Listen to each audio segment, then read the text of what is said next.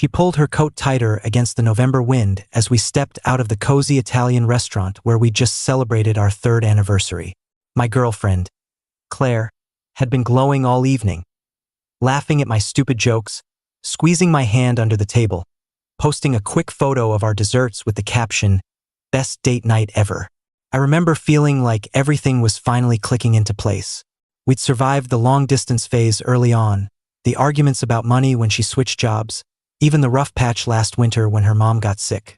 Things felt steady. We walked toward the subway, her arm looped through mine, talking about maybe booking that cabin in the mountains for New Year's. She mentioned her coworker Alex was throwing an after-work holiday party the following Friday, and how the whole marketing team was going. "You should come," she said, leaning her head on my shoulder. "It'll be fun to show you off to everyone." I smiled and said I'd try to wrap up my project early so I could swing by. Friday came faster than expected. Work ran late for me, client calls dragging into the evening, and by the time I texted her that I was heading over, she replied with a string of heart emojis and, "Hurry, we're doing shots." I arrived around 10, the bar already packed with her colleagues. Music thumped, fairy lights strung across the ceiling, people shouting over each other to be heard. I spotted her almost immediately at a high-top table near the back, surrounded by a group I didn't recognize as well as a few faces I'd met before. She waved enthusiastically when she saw me, weaving through the crowd to pull me into a hug that smelled like tequila and her vanilla perfume. "You made it!" she shouted over the noise, kissing my cheek. She introduced me quickly to the cluster around the table, lingering a second longer when she got to Alex.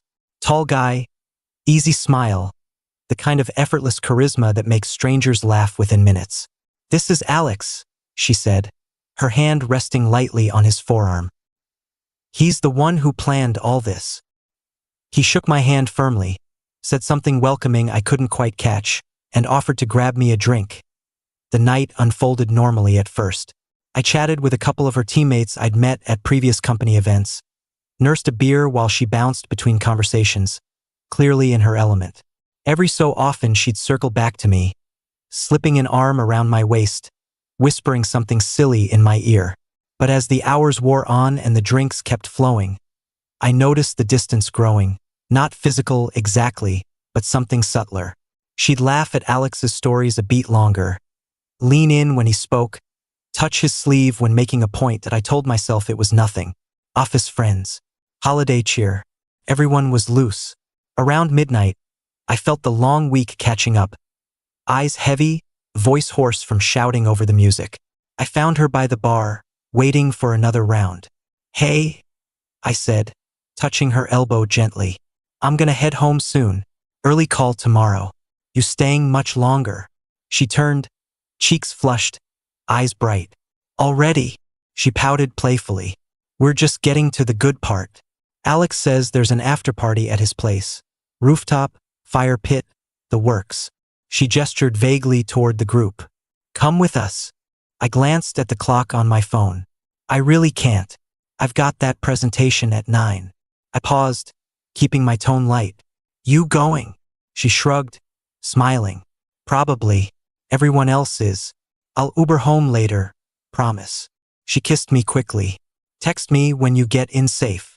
I nodded, not wanting to turn it into a thing in front of her coworkers. "Okay, have fun. Love you." "Love you too," she called as I headed out, already turning back to the bar. The cold air hit me hard on the street, sobering me instantly. I walked the few blocks to my apartment in silence, replaying the evening. Nothing dramatic had happened. No fights, no obvious red flags. Just a quiet unease I couldn't name. I texted her once I was inside. "Home safe. Night." She replied almost immediately with a heart and sleeping emoji. I woke up Saturday morning to an empty bed and no messages. Not unusual. She often crashed at her friend Sarah's after late nights, but by noon, still nothing. I sent a casual check-in. "You alive?" She responded an hour later. "Yeah. Sorry. Phone died. Crashed at Sarah's. Heading home soon." Relief mixed with lingering irritation. I spent the day running errands, hitting the gym, trying not to overthink. When she finally walked through the door around 4, she looked exhausted. hair in a messy bun, last night's makeup smudged.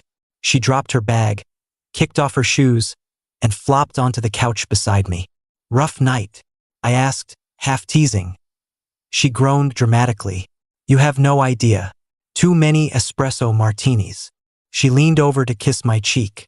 "Missed you this morning." We ordered Thai food, watched a movie, fell into the old rhythm. She didn't mention the after-party beyond a vague, "It was fun." And I didn't press. Some battles aren't worth picking. Sunday passed quietly. Monday, she left for work early, kissing me goodbye like always. Tuesday evening, she came home late, said the team was prepping for a big client pitch. Wednesday, same thing. By Thursday, the pattern felt heavier. Texts during the day shorter, evenings spent scrolling silently beside me on the couch. I asked once if everything was okay at work. She said yeah, just stressed, big deadlines. Friday night, she announced she was going out again. Quick drinks with the team to celebrate landing the pitch. I raised an eyebrow. "Again?" She laughed it off. "Come on, it's been a crazy week. I need to unwind." She promised to be home by midnight. She wasn't. I stayed up later than I meant to, flipping through channels, checking my phone. At 1:30 a.m., I texted, "Everything good?" No reply. At 2:45, another, "Heading to bed. Text when you're on your way." Still nothing. I woke up around 8 Saturday to sunlight streaming through the blinds and the apartment still empty. My stomach tightened. I called, no answer. Texted again. Waited. By 10, I was pacing. Not angry yet, just worried in that way that starts eating at you. At 11:17, my phone buzzed. A message from her. "I'm so sorry. I messed up bad. It just happened with Alex. I don't even know how. Please don't hate me." I read it 3 times before the words sank in. The room felt suddenly too quiet. My hands went numb around the phone. I sat on the edge of the bed, staring at the screen, waiting for more. An explanation, a call, anything. Nothing came. I don't know how long I sat there. Eventually, I typed back a single word. "Okay." Then I blocked her number. Blocked her on everything, Instagram, Snapchat, Facebook, even Venmo, out of sheer thoroughness. I didn't scream, didn't throw anything. Just methodical, quiet deletion of every digital thread connecting us. I showered, dressed, went for a long run even though my body felt like lead. Came back, made coffee I didn't drink. Friends started texting by afternoon.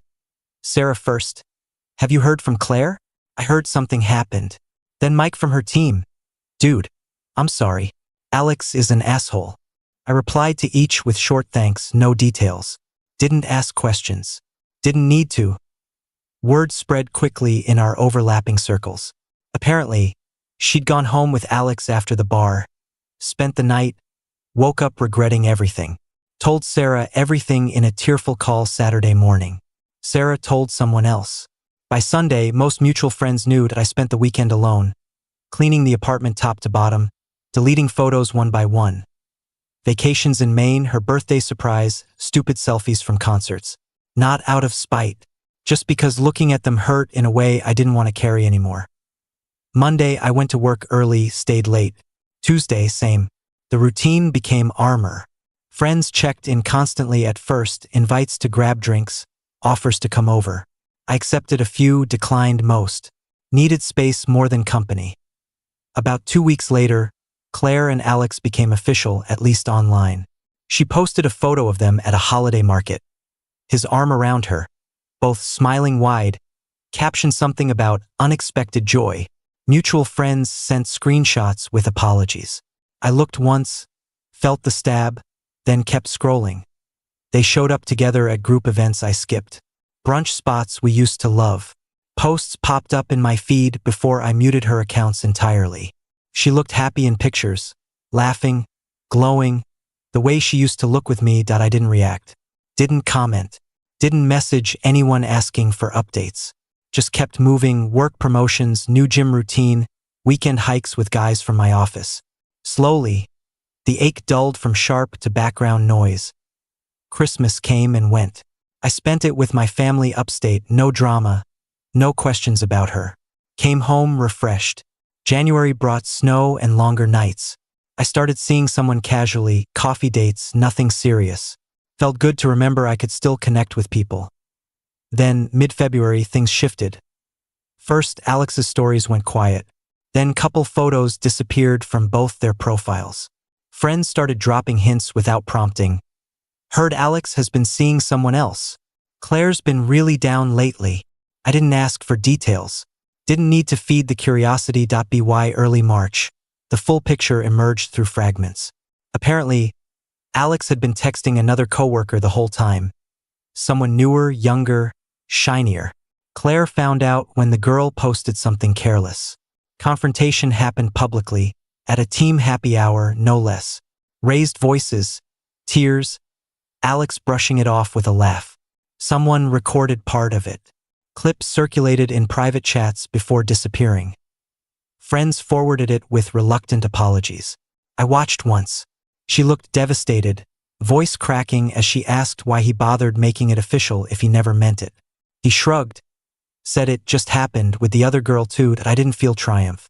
Just a quiet recognition. Patterns repeat.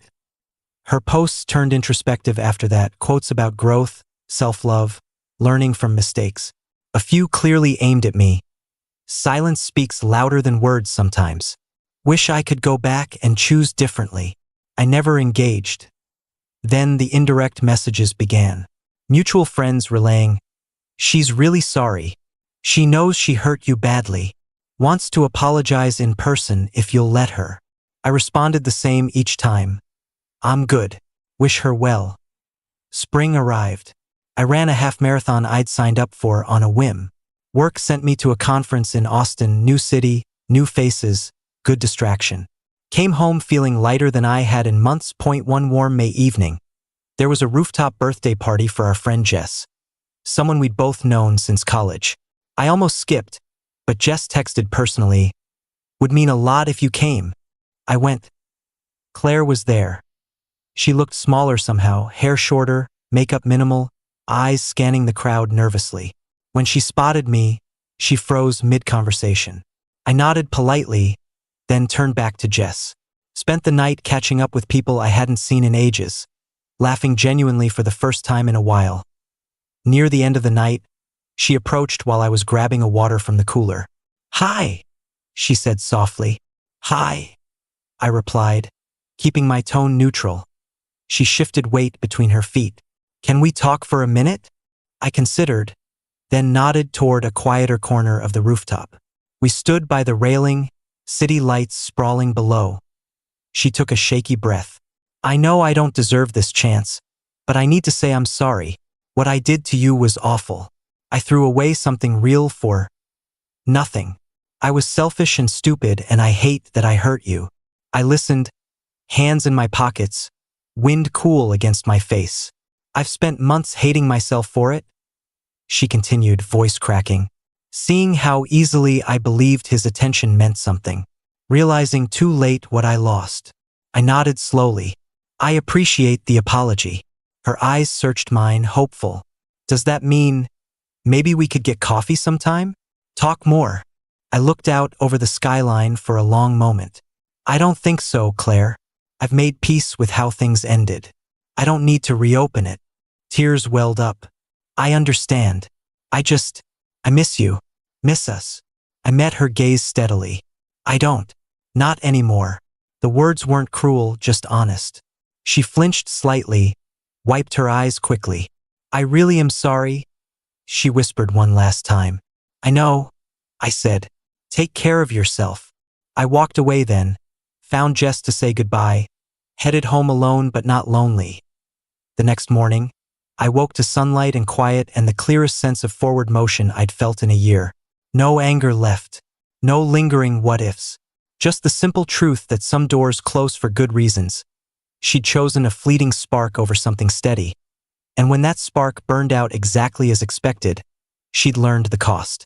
I didn't need to witness the fallout or offer forgiveness on her timeline. Moving on just happened, and it felt like the best thing that ever did.